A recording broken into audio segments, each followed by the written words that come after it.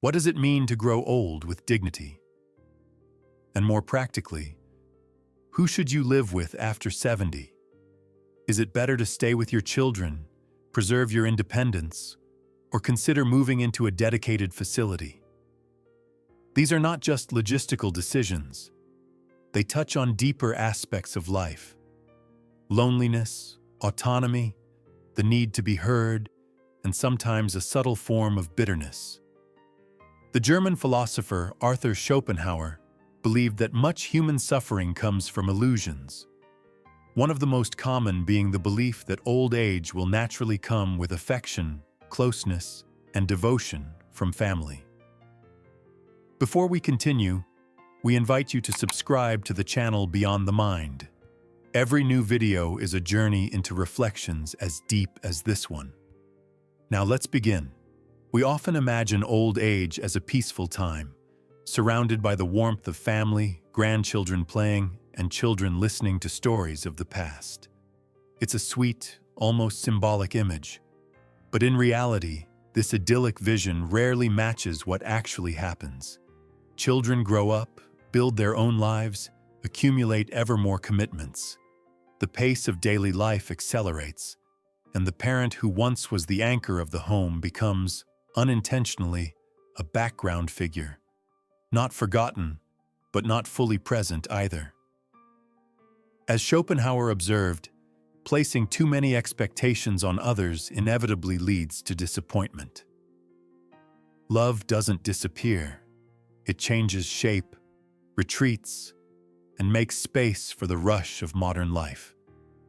Living under the same roof may seem like the most natural choice, yet many elderly people discover that even within family walls, a deeper sense of solitude can arise. Conversations become short, dinners quiet, glances fleeting. One feels present, but invisible. Not due to ill will, but because lives are now following different paths. As Schopenhauer said, physical proximity does not guarantee emotional closeness. When there's no time left to nurture connection, coexistence slowly turns into a noisy distance, even in silence. Sometimes living alone is more respectful and dignified than forced togetherness.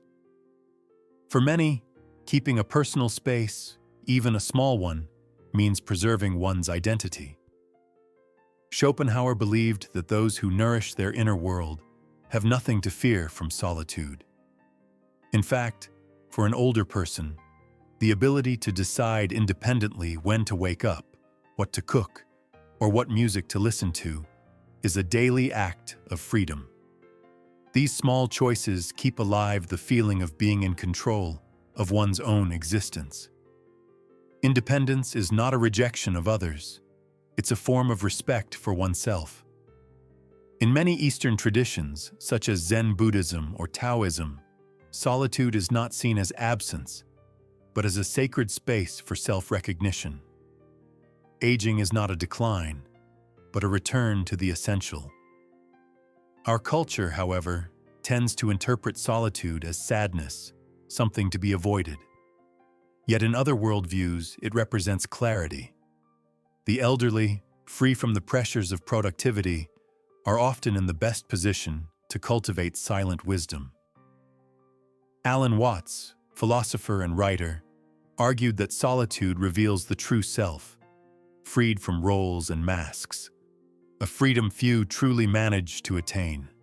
This spiritual dimension of aging is often overlooked in our society, but today more than ever, it deserves rediscovery. Another option, often viewed with suspicion, is residential care facilities. Many associate them with abandonment, as if moving there meant being set aside. But that's not always the case.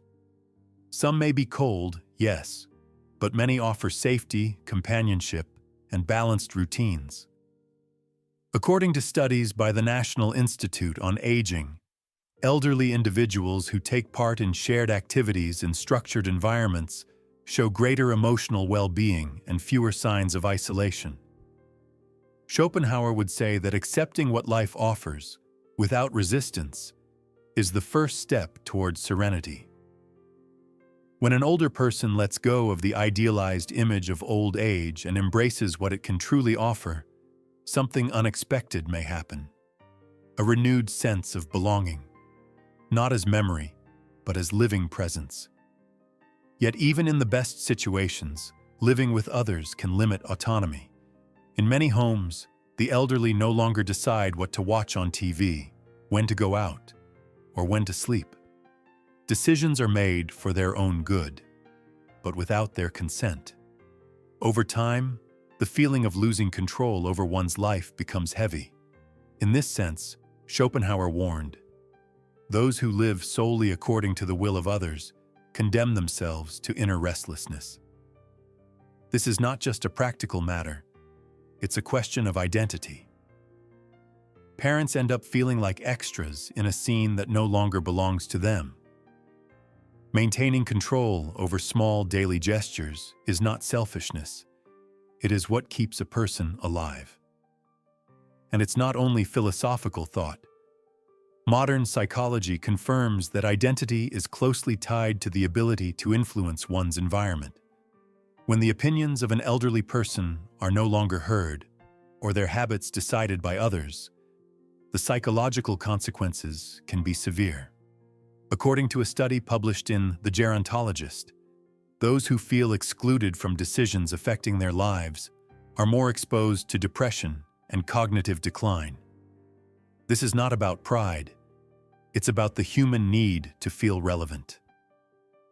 Growing old with dignity does not mean controlling everything, but continuing to have a voice in your own life. If this reflection has helped you see things more clearly so far, share it with someone who might benefit from it. Now let's continue. Many fear that living alone means being forgotten, but those who choose solitude consciously often discover the opposite. They regain control, rediscover more human rhythms, and reconnect with themselves. Psychologist Laura Carstensen, founder of the Stanford Center on Longevity, found that the perception of control is one of the key factors determining well-being in later life. Schopenhauer, long before modern psychology, had already realized that true peace arises from inner balance, not external conditions.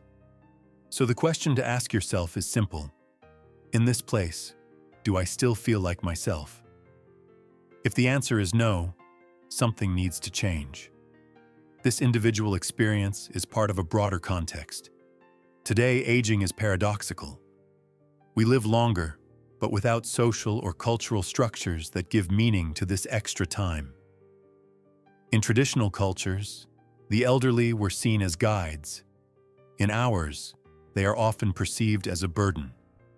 And yet, Schopenhauer reminds us that old age can be a withdrawal not born of defeat, but refinement. An opportunity to let go of the superfluous and rediscover what is essential.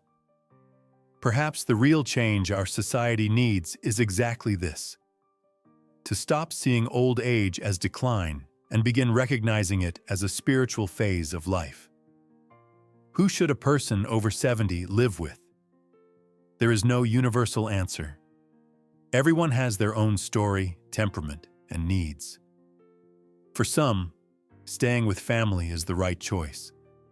For others, peace is found in independence or in a structure that offers respect and listening.